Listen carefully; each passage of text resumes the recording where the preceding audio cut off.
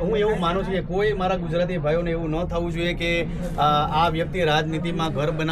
બનાવતો રાજનીતિમાં મારો એવી કોઈ ભાવના નથી, પણ ઘણીવાર એવું છે કે મજબૂરીમાં તમારે શસ્ત્રો ઉપાડવા પડતા હોય છે, એટલે આ વસ્તુને તમે નકારી નહીં શકો, પણ એટ પ્રેઝન્ટ અત્યારે મારો એવો કોઈ વિચાર નથી રાજનીતિમાં જવાનો. આગળના 6 મહિનામાં કઈ પ્લાનિંગ, કેટલા મકાનો શું,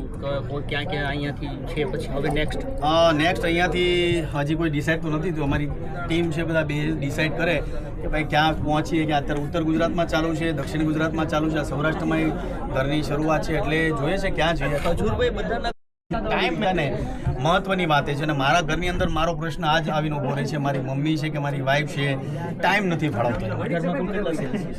મારા ઘરની અંદર ઓલમોસ્ટ અમે, મારા ફાધર નથી, મારા મમ્મી છે, મારા 3 ભાઈઓ છે, મારી ભાભી છે, બાળકો છે,